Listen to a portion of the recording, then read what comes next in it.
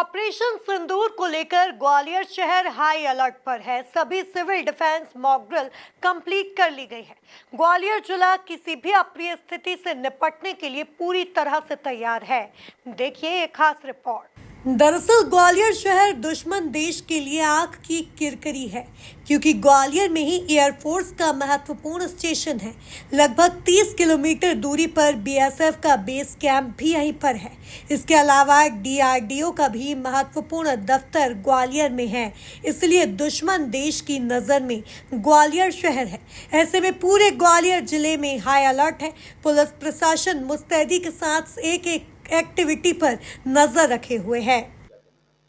देखिए, इसमें 7 तारीख को जो मध्य प्रदेश शासन है उसके आदेश के अनुक्रम में हम लोगों ने विभिन्न प्रकार की जो मॉक ड्रिल्स करी गई थी, क्योंकि सिविल डिफेंस एडमिनिस्ट्रेशन के लिए आवश्यक रहती है।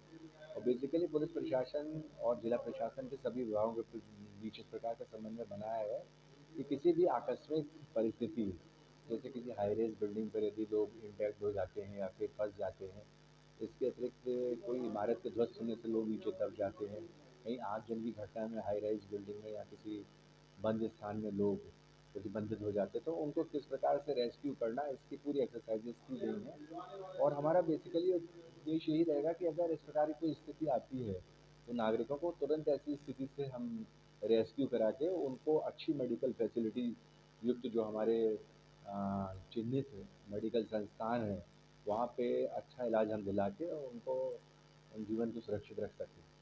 और इसके अतिरिक्त लगातार जो थाने स्तर पे, सब डिवीज़न स्तर पे और ऑफिसर्स के स्तर पे जितने वाइटल इंस्टॉलेशन है उसके समस्त सराउंडिंग्स में पेट्रोलिंग की जा रही है। जैसा कि आपको यहाँ विजिट है कि इंडियन एयरफोर्स का बेस भी है, मिलिट्री के भी संस्थान है, डीआरडी भी है, टेकनपुर की हमारी जो बीएसएफ की एकेडमी भी है। इसके अतिरिक्त हमारे भी कई सोशल और कल्चरल यहाँ पे प्रमुख संस्थान है। तो सभी स्थानों पर जो है फिक्स पिकेटिंग के माध्यम से, पेट्रोलिंग के माध्यम से पूरी सर्विलेंस रखी जा रही है और हर प्रकार से नागरिकों को आश्वस्त किया गया कि वो पूर्णतः सुरक्षित हैं।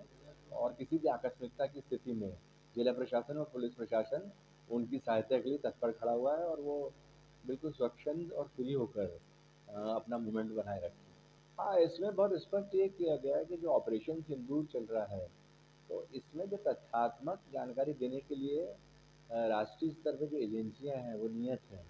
और इसमें किसी भी जानकारी को डिस्टॉर्टेड रूप में उसको विरूपण करके उसको ना प्रोपोगेट किया जाए या ना उसको प्रसारित किया जाए, जिससे कि कुछ लोगों के दिमाग में आशंका की स्थिति उत्पन्न हो।